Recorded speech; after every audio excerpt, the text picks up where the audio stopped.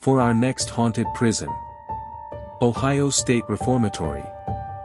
This reformatory was made famous as the setting of the movie The Shawshank Redemption.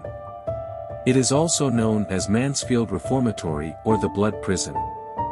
It opened in 1896 and was used for criminals who were too old for the juvenile prisons and not tough enough for the Ohio State Penitentiary. It was initially commended for being a place that was able to reform first-time offenders humanely. Still, the conditions deteriorated later, and it became known for torture, abuse, and murder. It was overcrowded by the 1930s but kept open until 1986. This longevity is surprising since the inmates filed a federal lawsuit that the reformatory was unfit for humans. Since its closure, there have been many stories about it being haunted by the tortured souls of inmates, prison officials, and guards. There have been apparitions seen, and footsteps heard. One of the named ghosts includes Helen Glatka, who died in 1950 in the reformatory's administration wing apartment. She was killed by a loaded handgun that fell off a closet shelf and went off. People will often smell her perfume or hear the voices of her and her husband, who died later of a heart attack in his office, arguing. Up next. Wyoming Territorial Prison. The Wyoming Territorial Prison was a federal penitentiary built in 1872 to address the increase in crime along with the railroad's western expansion. It seemed to be cursed from the start and hit with many problems. There was a fire in 1873, along with several escapes. In just the first 2 years of its operation, 11 out of 44 inmates escaped. The prison was overcrowded by 1877, and a second cell block was added.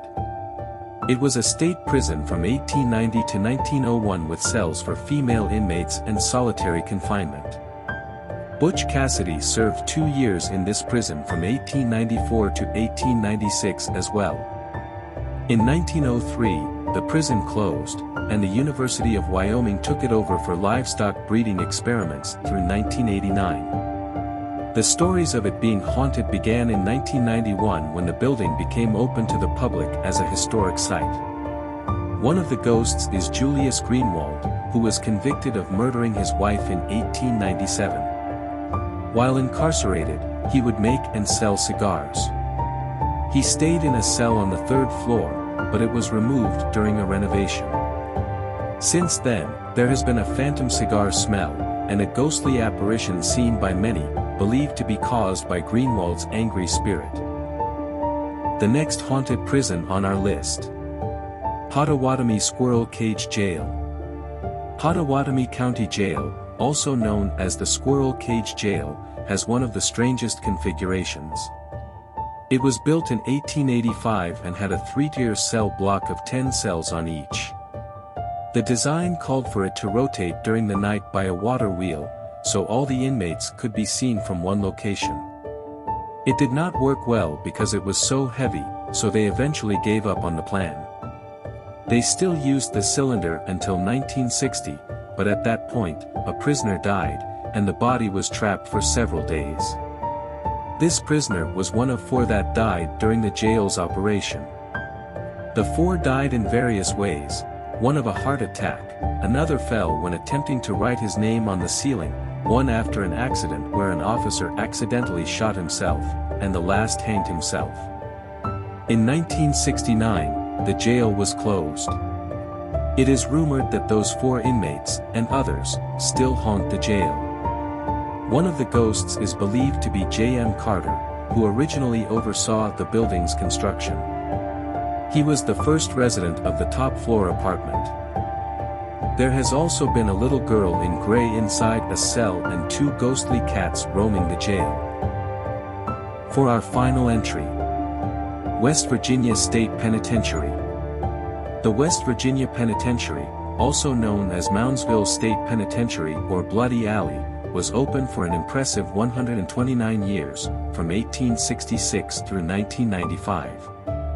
Many inmates died during this time from prison violence and executions, and it is one of the most haunted places in West Virginia.